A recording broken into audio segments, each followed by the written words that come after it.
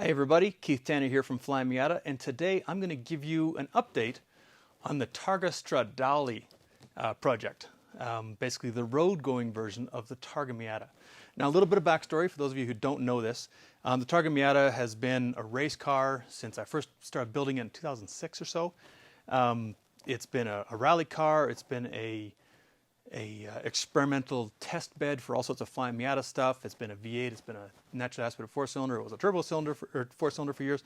And these days it's not getting a lot of use as an R&D car or a track car. And so I decided, as part of a long-term project for this thing, I would turn it into a street car for a while. What the heck, it'd be fun. See what it's like as a street car. And so I did a video a little while back, you can find it on our YouTube channel, where I talked about the general plans for the thing. And this is, for those who are interested, this is an update on what's going on. I've been doing some work on the car. We're making some progress, and it's kind of fun to see what's going on.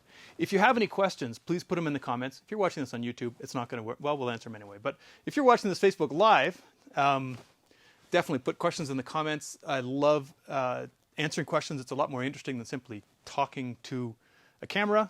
No offense, Travis, but we'll get to that. So I've got this thing up in the air right now. We might as well give you a little tour of the underside of the Targa Miata, because it's kind of fun to see. There's some fun stuff to talk about down here. And I'll talk about what I've done since last time we had an update on this car, about a month ago, I think. So since the last update, I actually dropped the entire drivetrain out. I will get to some of the choices I made there, but fundamentally, I wanted to add some extra heat shielding to the transmission tunnel. And the best way to do that was to get the transmission out of the transmission tunnel.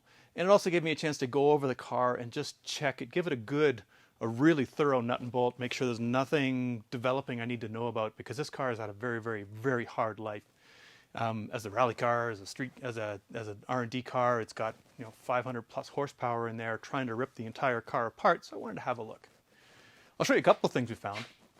And this isn't really surprising, but these headers are Swain coated. And you can see there's enough heat going through these headers that the Swain coating is actually flaking off. It's come apart there. You can see it's almost like furry along here. It's developed some sort of bubbling. I'm not sure exactly how the Swain coating is made. I've been led to believe that it's actually a coating of aluminum. They spray aluminum on and then they ceramic coat over top of that. I may be wrong about that, but if it's the case, I think we're getting above the melting point of the aluminum here and melting the Swain. So overall, things looked pretty good. I did find that both of my front sway bar mounts were cracked, not broken through. And this is an NA, so it's the stronger style than they have on the NB. But they are factory sway bar mounts. Just the way this car was developed, it was never built from the start to be what it is now. It evolved into it. And so it never got a set of reinforced sway bar mounts. So while I had the engine out, I was doing a good check of the interior, and I found that there were some cracks in those sway bar mounts. So I took them off, welded some plates on there, welded up the cracks, reinforced them, and put them back on again. But that's the sort of thing I was looking for. You can't really see them. You can see where they are, but these have been plated basically. You can see there's been a little bit of welding on the back side of it, but I added a plate on the inner edge, which is where it was cracked. It cracked right from the rearmost. You can't really see what I'm pointing at here, but the rearmost mounting bolt, it cracked going forward there. So I put a great big plate on that. It's significantly stronger than it was. It's still the same design as it was before in terms of it's U-shaped. It's in sort of double shear, I guess you could almost say. So it is completely stronger than an NB mount would be. So I was happy doing that instead of just putting on a set of upgraded mounts, because I had a welder, it's right there. I had the steel, why not? Otherwise, things look pretty solid down here. I will show you one thing. This car has a history as a rally car, so I built all sorts of skid plates into it. And these used to have pucks on them, basically. These used to have ultra high molecular weight plastic, so that if the car hit that, it would slide. These were here to protect the cats. This car doesn't have cats anymore, so I took off the pucks. But you can see even then, it's got skid marks all over it. This one took a real hit when I dropped a wheel off the outside edge of turn 4, I think, at High Plains Raceway, and landed right on. That was quite a noise when I hit that. But you can see this thing has taken some real damage. And this was underneath the rear diff. There's one of those high molecular weight pucks. This thing was designed to deal with, there's the front of the car is this way. So this was designed to deal with impacts from the rear suspension completely bottoming out. And it did. You can see right here, there's skid marks where it's been dragged this way. But what's really interesting is the sideways skid marks. I had a drive flange failure at Laguna Seca in the middle of turn 9 a few years back, and my wheel left me. I drove over my own wheel. It went out the back of the car, and I landed on the skid plates and basically rode it out on the skid plates for a while until I got into the gravel and the car stopped. But you can see that's what these sideways marks are. That was me spinning around turn 10 at Laguna Seca on the skid plates, and it protected my diff. So there you go. That's why you want skid protection. But this also tells you, when you have all your wheels attached, the scratch marks going this way, if you have full compression, that's how close you can get to the ground with your differential. There's a limit to how much travel you can actually manage in the back of a Miata before you physically put your differential into the ground. So I said it's a fun thing to look at. I had skid plates on the front as well. They're not on right now, but they also show all sorts of scars all over them because, you do. And now I'm all dirty. Otherwise, everything looked pretty clean down here, but you can, Travis, if you want to come over here, you can actually see the heat shielding I put inside the tunnel. This whole tunnel is wrapped with DEI floor and tunnel shield, I believe it's called. It can stand direct contact over 1700 degrees Fahrenheit. It's aluminum backed with a little bit of, about 1/8 of an inch of, I think it's a fiberglass insulating material, and then it has an adhesive on the backside. So it took quite a while to install this because once I dropped the drivetrain, I had to clean the tunnel out as clean as possible so this stuff would adhere properly. And then I had to patchwork it in, lay it in there, try to cover everything up, and then obviously put the drivetrain back in. Here's a piece of the heat shielding. Here's what it looks like. This is obviously an offcut. It's very sharp aluminum. You could cut yourself on this pretty easily, but there's the actual gap in there, and then you've got this adhesive on the backside, which is pretty sticky stuff, actually. I'm quite impressed with it so far. The goal is to keep as much heat as possible out of the interior, and we'll talk about that in a moment. So, overall, holding up pretty well. This car has broken a number of parts in the past because that's part of its job. It's taken out a couple of subframes. It's this particular brace here, it's broken a bunch of them. If you have one of these braces from Flyin Miata, the reason it looks the way it does is because this car keeps breaking them in half. And it has gone through some serious evolution in that regard. Otherwise, everything looks pretty good. So I'm taking my time as I put it back together again, trying to make sure that everything is well anchored. I haven't done it all yet. There's still some stuff loose in here. But just go through and say, okay, if it's going to be another 10 years before this engine comes out, what do I need to take care of? What do I need to watch for? Just make sure it's in good shape. All right, let's drop it down. We can have a look at the interior. We have a question there, Travis. Yes, sir. Someone asked if you were going to be updating the wheels and tires with your updates. Will I be updating the wheels and tires? Currently, I have multiple. I'm going to disappear for a while. I'll just keep talking. I have multiple wheel and tire sets for this car because that's the sort of, I seem to collect them. I have 15x8s, I have 15x9s, 2 different sets. I have both Advantes, I have 6ULs. I don't know what an upgrade would look like, honestly. It's at 15.9s right now. I'm running a 245 on a 9-inch wheel, which gives a little bit of sidewall compliance. I don't really want to go to a 10-inch wheel for the track because that gives all sorts of packaging problems, or for the street, all sorts of packaging problems on wheel angle. Fender clearance becomes a real problem. I've had 15x10s with 245s on this car before, and they don't fit under the fenders, not even close. So I think I'm in good shape. I may put different wheels on someday, depending on what becomes available, but I have put 17x9s on it just to see what it looked like. They looked very large. The problem's trying to find a tire that'll fit over top of that. Travis, we have another question. Yeah, someone was asking, what else are you going to do for the sound and heat insulation? Well, okay, there's my segue. What else am I going to do for the sound and heat insulation? So let's have a look inside the car here, Travis. You come around this side, I'll go around the other. I'm all dirty now. Ew. So, heat is a problem with this car. I discussed it in the last video to some extent. A big part of the problem is there's 500 horsepower under the hood, and a large percentage of that air comes through this tunnel. The exhaust is down there as well. It's got the swaying heat shielding on, which helped.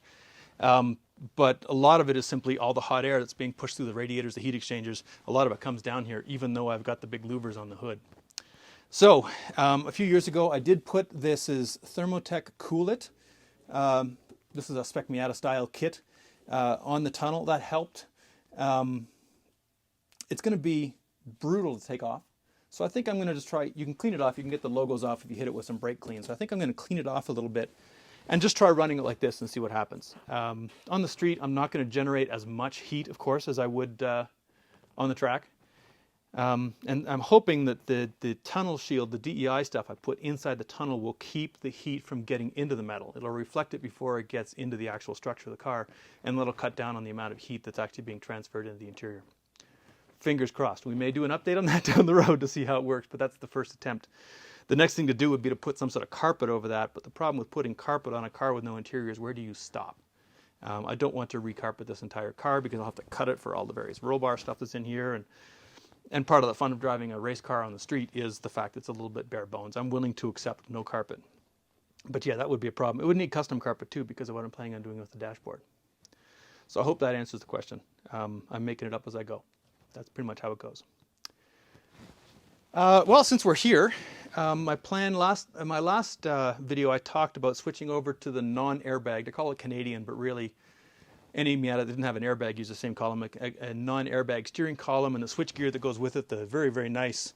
I really like the feel of this switch gear that goes with it. It's got a much more direct feel because the contacts are much beefier. They don't run as many relays, and so all the electrical switch gear in here is much burlier than you get on the airbag stuff. I don't know why Mazda made that change. It could be to keep the high voltage from sitting right behind a bomb, maybe. No chance of arcing. Whatever. I like the way it feels, I like the way it looks, so I went with it. I've also taken out the factory dash bar, such as it remains, and welded in this piece of roll bar tubing, and that will be my dash bar going across the car. I need to build a bracket. Whoa, come here, mister. I need to build a bracket that holds this in approximately the right location. And I need to build some various bracketing to hold on my dashboard, which is just a skin at this point. It's all it's been for years. So that's part of the next plan. I was kind of hoping to have that done for this video today, but that didn't happen. So there you go. As you can see, I put a quick release. I'll talk about the wheel in a moment. But right now, this car is at that point where it's as taken apart as it gets. Now that the engine's back in. And so there's parts everywhere. we're in a 1,200 square foot shop, and I'm having trouble finding places to put things. Partly because there's large Cadillacs, but also because there's not enough room in here for all this stuff. So, since I mentioned the dashboard, let's segue to the dashboard. We're back here behind the car here, Travis. This is the dash for the car. It's out of a 91 BRG that was, I think it had 3 wheels when I got it. I'm gonna have some fun. You should phone up AAA sometime and ask them to recover a car for you that you actually have to disassemble a fence to get to. They'll do it. It might look at you a little funny. But this is the shell for the dash. Obviously, there's not much to it. It's about as light as it gets. And one of the things I'm going to do is it's only a half dash. There's no tombstone on here.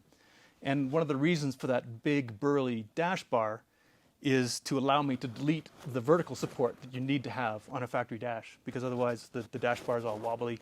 Your steering column moves around. It doesn't feel good. So I've got that big burly dash bar in there, and if I'm going to delete that, I need to have a single continuous crash pad. That's what I'm looking for. So that's what this is here. This is a dashboard out of a very high mileage 1990 that's been, seriously, it's been salvaged, been given a salvage title at least twice, if not 3 times. It's been written off multiple times, but the dash pad was in great shape. So I took this center section, and I'll show you the pieces, and cut out the center section of my other dash pad. And the goal is to join that into a single continuous piece. And I'll get it covered over. Mike here at Flyin Miata has a sordid history as a vehicle upholsterer, and I am going to abuse his abilities and get him to cover this whole thing in suede, basically, so it looks like one continuous piece.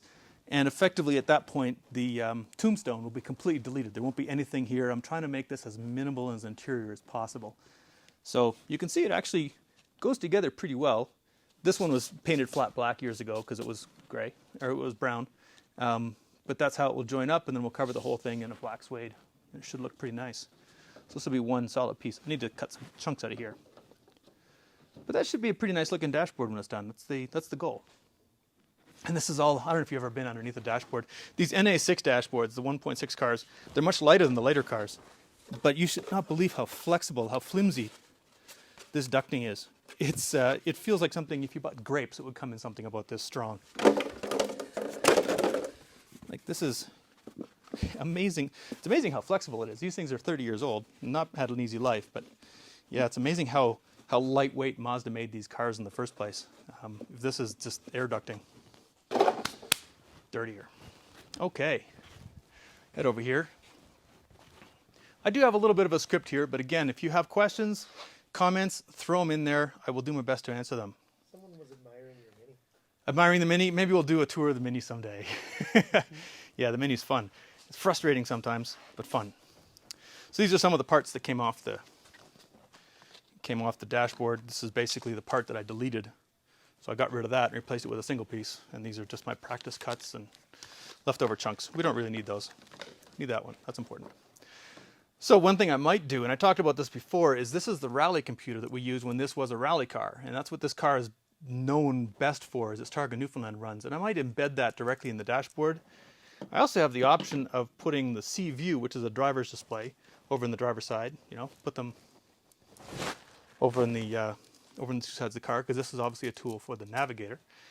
I think I might do that just for the nod to its history, but I need to make that decision, of course, obviously, before I do that crash pad upholstery.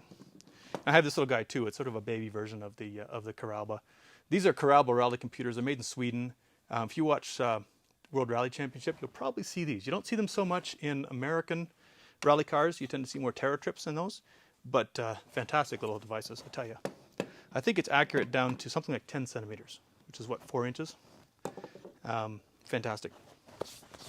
So, since we're talking about interior stuff, I shall continue to ramble on about interior.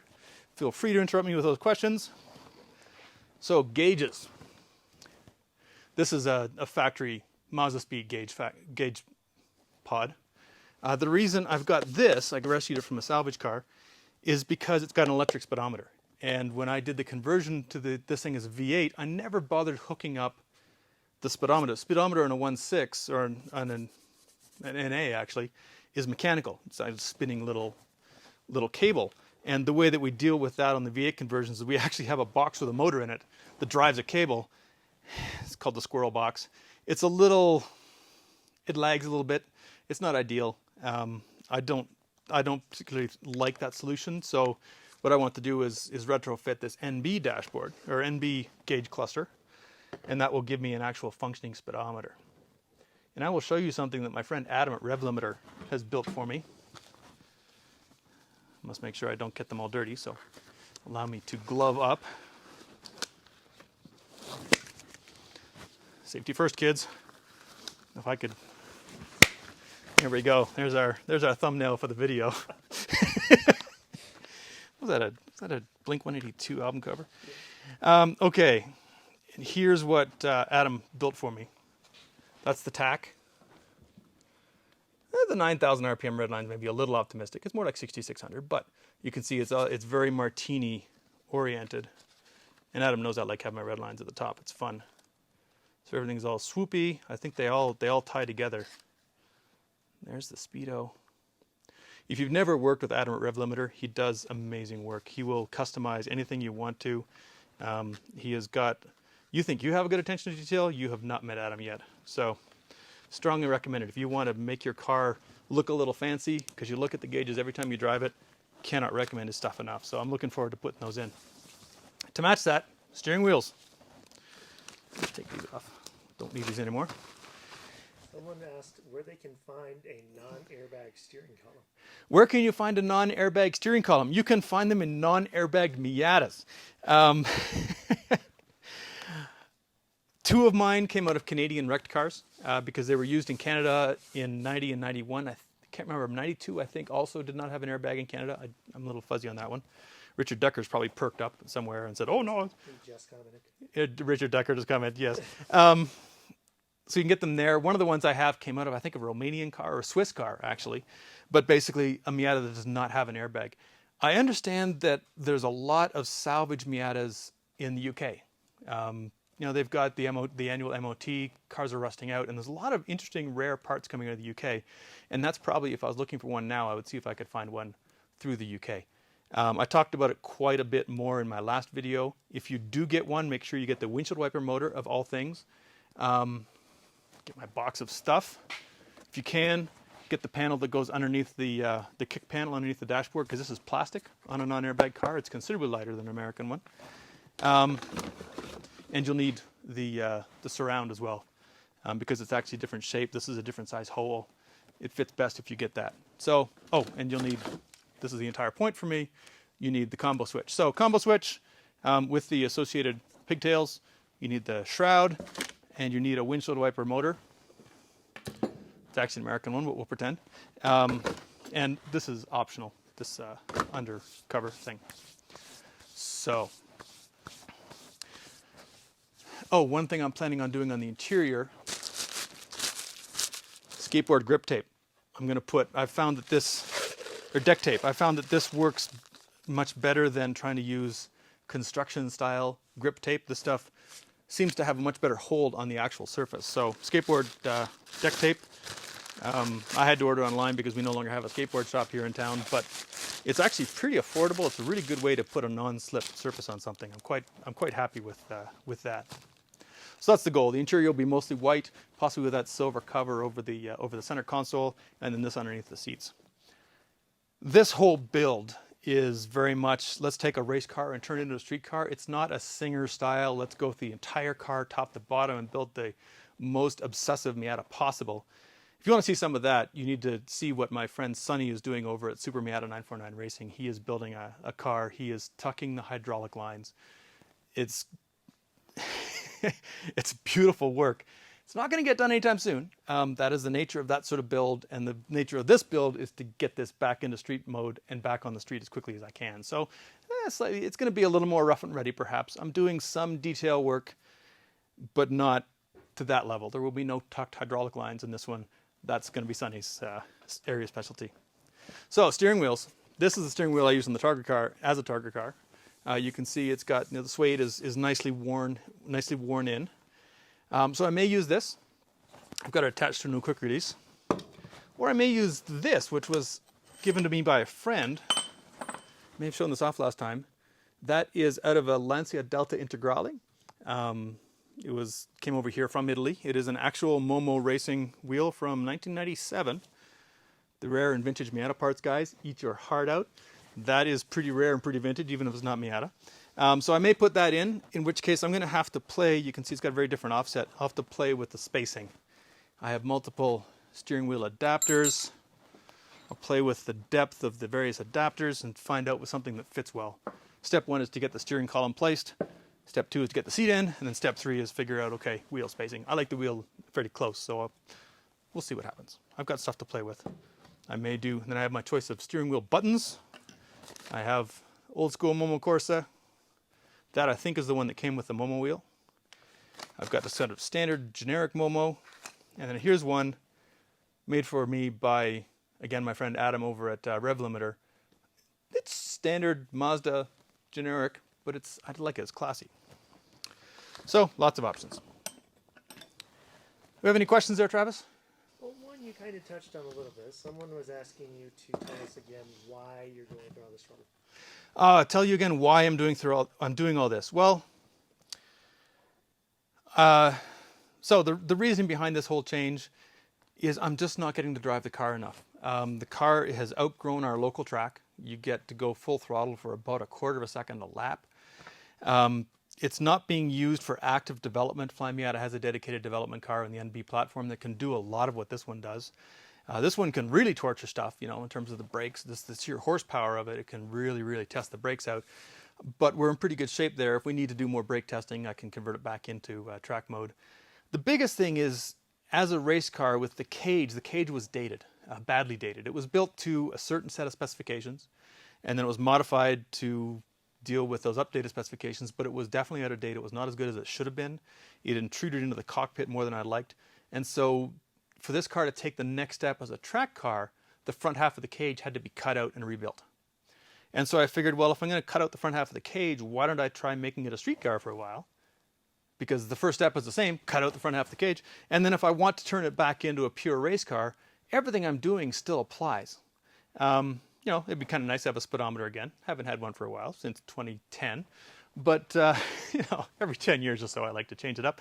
But, all that heat shielding I put in the transmission tunnel, that will still be useful on a track car because, I had serious heat problems in the footwell, for example, when I was running on the street, on the track. The steering column, that's just fun. Why not? It doesn't hurt to do it. And I can always swap out the steering wheel easily. So this is basically, it's an intermediate step that may or may not take the final step. It depends on where this car goes. This car has changed its purpose several times over its lifespan. It was built as a 4-cylinder rally car to a very specific rule set. It was then built as a V8 rally car to a much more open rule set. Then it was used as a development platform for everything, with aero stuff and all. It's always evolving. That's the nature of these cars. You don't build them once and just leave them. So that's what this step is. So I hope that explains why I'm doing what I'm doing.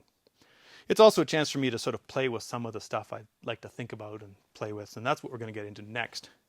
And that is the stereo.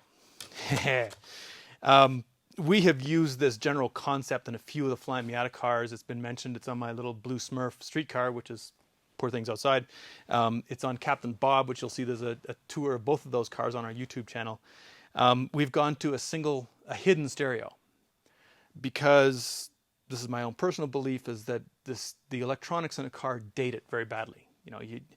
We literally had a car come through Flyin Miata one time that when you weren't listening to music, it had dancing dolphins, little LCD dancing dolphins on the front of the stereo faceplate, and nothing looks worse than an out of date. If you're trying a car that's sort of timeless, I'm not making up the dancing dolphins. We had another one that had a Journey DVD in it, and every time you go and drive somewhere, the little dashboard thing would come out and it would start playing Journey. And it was kind of fun to drive around because I never knew I knew so many Journey songs. I was like, there's so many. That car was fun. Anyway, I may have digressed. I'm trying to take this car out of time a little bit. I did it with my blue Smurf car. We did it with Captain Bob. We're trying to make it so it's not identifiably part of a very specific era because then it dates. My MGB back there, that's part of a very specific era. It's built to look like it's from the 60s, even though it's 1971. It's meant to look like a certain kind of car. But this one, we're trying to take it out. So the way to do that is delete the stereo. And so the plan is to use this thing. This is an NVX XUBT3, which rolls off the tongue. But basically, it is a Bluetooth receiver. Has a couple of outputs on there. And normally there's a knob on the end. There we go. And this is the only part you see. And this allows you to stream from your phone or your tablet or your home PC, whatever it is you kids have with the Bluetooth. But it allows you to control it as well. You can turn the volume up, turn the volume down, skip track. You can pause. You can change to a straight aux in if you want to do that, if you have another sound input. But the nice thing about it is it's a single knob. And there's multiple knobs you can put on there. It's a standard size. So I play around with different knobs. This is the one I think, it comes with this one, which is kind of chintzy looking. The one that we've used in a couple of our cars is this, which is made of aluminum. It's got a little more mass to it. And so it gives it a much fancier feel when you're actually using it. The tactile sensation is much better. I've got this bigger aluminum one too I could possibly use. I'll play around and find the right one. But this is the core of it. This allows you to have a stereo where you can change the volume, you can pause, you can jump tracks without having to mess around with a touchscreen phone, which is distracting, difficult to do without looking at it and holding it in your hand, and that's not a good thing when you're piloting a 500 horsepower car. So this will allow me to simply control that nice and easily.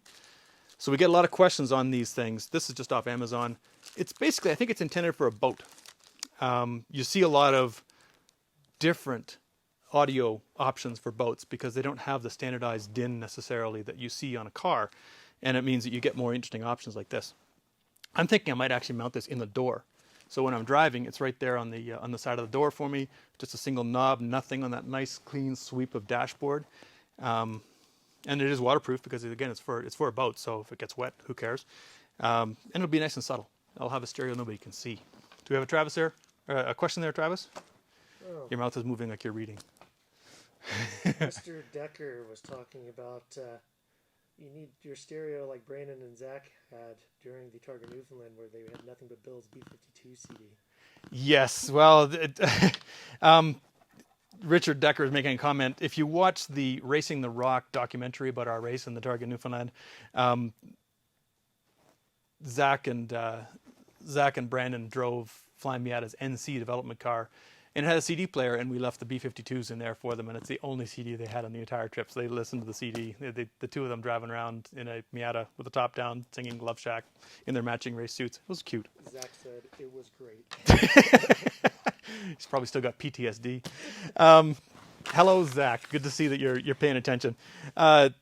So that's the core of the audio system. See, the other option is not to have a sound system at all and have to deal with the stuff that's in my head, which is going to be the B-52s within about the next week. Thank you, Richard and Zach, for that one. So this car is always going to be an audio nightmare, and I've got a background in music. I'm a musician, but I'm not an audiophile. I like a good quality home stereo, but I don't try to kid myself that a car like this will ever sound good. So the goal is just simply to have something that's louder than the voices in my head. So for that, I've gone with a JBL Stage A6002. Someone really needs to work on the branding for audio stuff. The main reason I chose it is because, one, it's got a reasonable sound level output. It's just an amp, but it's small. So I can tuck it in. I'll tuck it underneath the dashboard somewhere, up against the firewall or something. So the important thing is it's not very big. And we did the same thing on my Turbo Smurf, on Captain Bob. We went for a small amp. It's only 2-channel. It's only going to play two channels. It doesn't need a whole lot of power. It's not being asked to do much. It's a small car. We're not running an enormous subwoofer. It's just basically all we're looking for is compact. And I will admit, since this is very much not an important thing to me, cheap. So if you are a JBL sound engineer and you are currently weeping, I apologize for that, but that is why I chose this product. Speakers, very much the same. We had one person ask why I dared to go with kickers, and the reason was because they're relatively low profile and they're cheap. I basically went on the Clearwater, Crutchfield website and looked for speakers with not terrible reviews, but I was looking for something that was low profile because this isn't going to necessarily have a dash card or a door card to protect it. So low profile, hopefully waterproof. I believe these ones were waterproof. I might be wrong, but I'm just looking for something probably about as good as the factory ever had, honestly. Just something to play some music because this car makes so much noise. It's got no insulation inside. I just want some tunes. And I do have on my desk here, I've got a couple of Clearwaters, and these are again for the rare and vintage Miata guys. These came out of my parts car, where that dashboard came out of. It's not completely a parts car. It's an old Miata magazine project car, so it was interesting that was then neglected for several decades. So it's got an interesting mix of aftermarket stuff and complete neglect. It's going to be turned into a race car. There's going to be a little more information on that later, but I also have these Clearwaters, so I might just do a little sound off between the two of them, see what they sound like. These might go in my original 338, my early production 1990, but that is the goal. There were questions on Facebook and everything, did I upgrade the amplifier to deal with the stereo system? This car has so little electrical load now that there's certainly no point in upgrading the amplifier or upgrading the alternator for the amp, because that amp doesn't pull much. This thing doesn't have an HVAC system at the moment, so there we go. It's just kind of is what it is. Do you have any questions there, Travis? Nothing else yet? Yeah, we get a lot of questions about that stereo system, but that's really as complicated as it is. It's this thing. It's the NVX single knob Bluetooth critter receiver plugged into an amplifier. There you go. Very complicated. I like it because it's simple. The biggest problem with this thing, and Travis has discovered this because he has driven cross country with a car fitted with this. At least I find the biggest problem with it is that it needs. Well, Travis says it needs an equalizer, and that could be a function of whatever speakers are in that car. It might actually have a set of Clearwaters. I don't know what's got speakers. I find the biggest problem with it is that to skip tracks you do a jog left and right. To change volume you do a jog and hold. And if you want the volume just a little bit louder, you've got to find that very precise moment as to when it starts changing the volume versus when it starts skipping tracks. So that's the one downside that I have found with it myself. Is if you're looking for just a little bit more volume, a little bit less volume, you've got to make sure you get the timing right. It's the nature of trying to use a single jog dial to do everything. I guess you could always just change the volume on your phone. But go on, actually, Travis, let's go over to the back here. Where are you going? Okay, you going to follow me there? Okay. I'll show you some of the stuff I've pulled out of this salvage car. This is the pile of spare parts that I pulled out. You know, not going to be needed anymore because it's turning into a race car. So I got some door cards. They're not in great shape. I may use them. They've got the wrong shaped door handle for what I'm going to do. They were for a manual window car, and this car does not have manual windows anymore. This is just spare parts. We'll see what I can do with some of this. Basically, like I said, the car was being turned into a race car, so this is all surplus to requirements. I pulled out an air conditioner evaporator because I might use that to retrofit one of my Canadian 1990s with a proper an actual air conditioning system. But actually, I'll show you this. Not many people have seen this. This car has power windows. And the reason is because the door bars used to get in the way of the hand crank, and which was fine when you're doing rally stuff because you can always open the door and crank it up and down. There's probably footage of us out there driving down the highway in Newfoundland with the doors open a little bit so we can put the windows up and down. But when you're on track, for example, and you forget to put your windows down and the flaggers point it that way, you got to pull into the pit so you can open the door and put the windows. It was just a pain in the butt.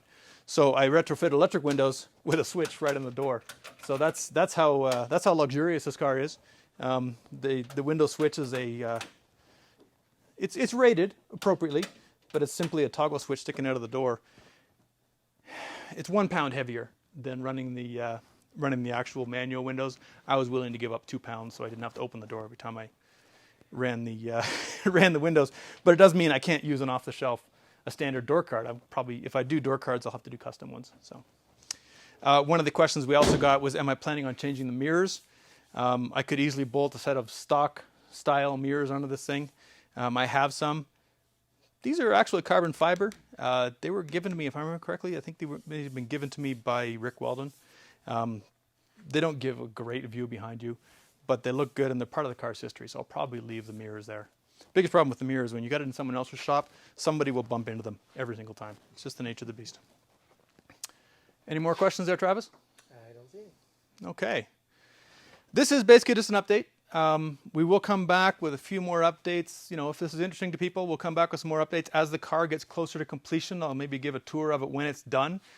Obviously there's a bunch of bracketry to weld into place here on this dash bar. The interior needs to be assembled to some extent.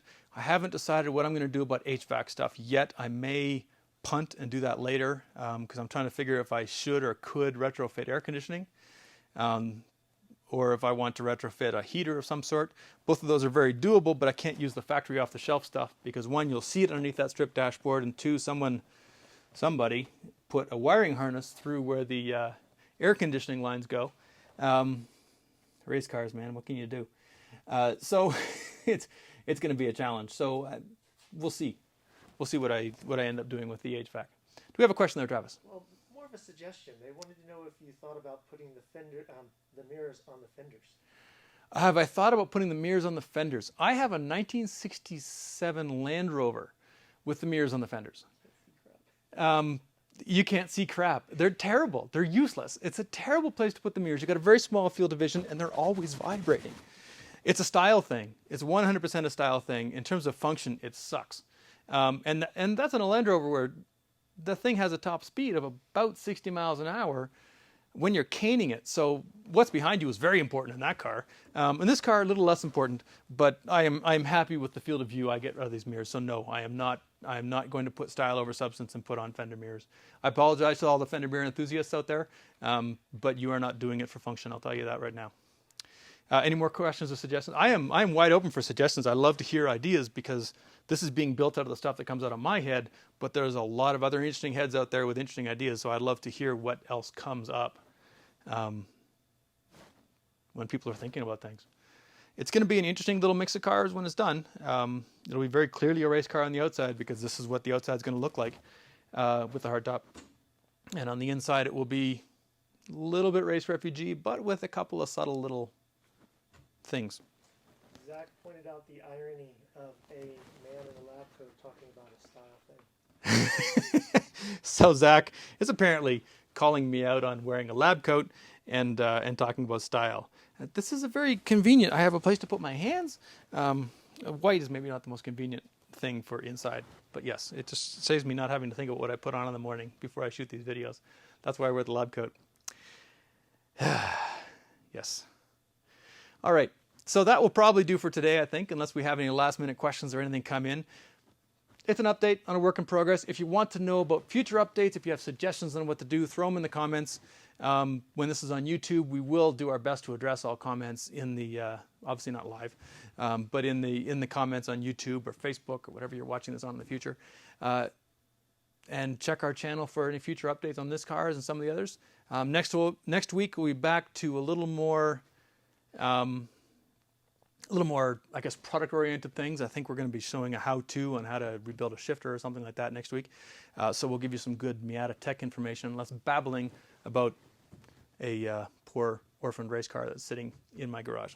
So thanks for your attention. My name's Keith Tanner from Flyin Miata, and we'll see you again next week.